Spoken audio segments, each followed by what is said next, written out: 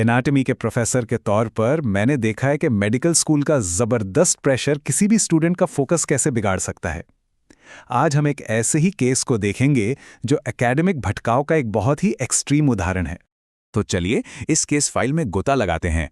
यह दस्तावेज बताता है कि कैसे मेडिकल के पहले साल के कुछ स्टूडेंट्स के बीच एक कह सकते हैं गंभीर मनोवैज्ञानिक और सामाजिक इन्फेक्शन फैल गया था। हम इसे एक स्टैंडर्ड केस स्टडी की तरह ही एनालाइज करेंगे। शुरुआत करेंगे उन स्टूडेंट से और देखेंगे कि वो कौन सी चीज़ थी जिसने उनकी पढ़ाई को पूरी तरह से पटरी से उतार दिया।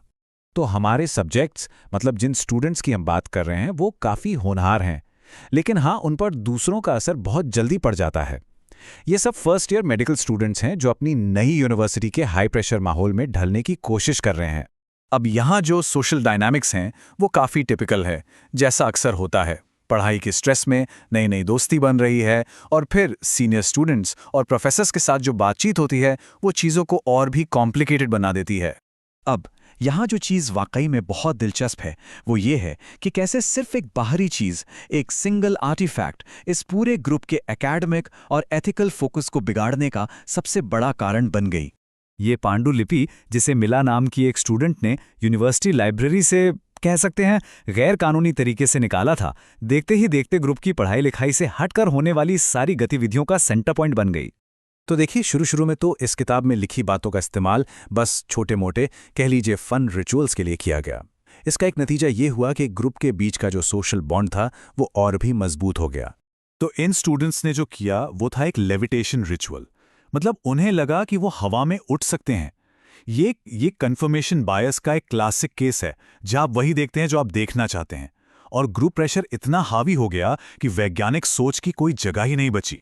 तो असल में बात यह है कि ये किताब रोजमर्रा की चिंताओं और डर के लिए समाधान देती हुई नजर आ रही थी, और यही बात इसे इतना खतरनाक रूप से आकर्षक बनाती थी।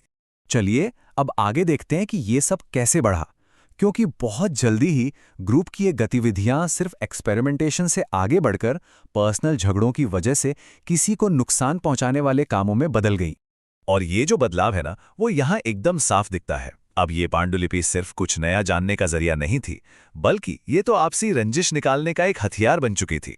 अब यहाँ जरा गौर कीजिए कैसे इन स्टूडेंट्स ने उन घटनाओं को जिनका आपस में कोई लेना देना नहीं था अपने किए धरे से जोड़ना शुरू कर दिया।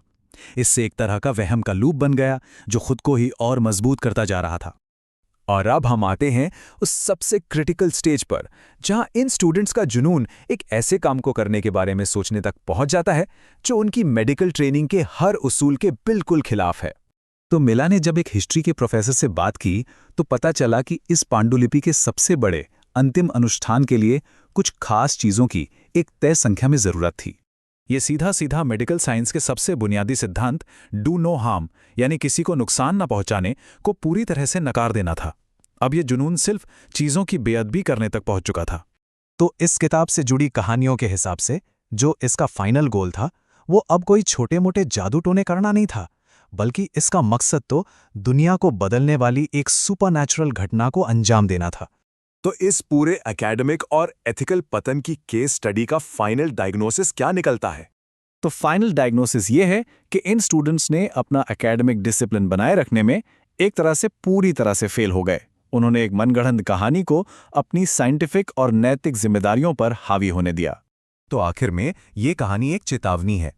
एक होनहार करियर के लिए सबसे बड़ा खतरा अक्सर मुश्किल एग्जाम्स नहीं होते, बल्कि वो आकर्षक भटकाव होते हैं जो हमें हमारे असली मकसद से दूर खींच ले जाते हैं। ये सोचने वाली बात है कि हमारी अपनी इनगोल्डस्टेड पांडुलिपि क्या है जो हमारा ध्यान भटका ही है।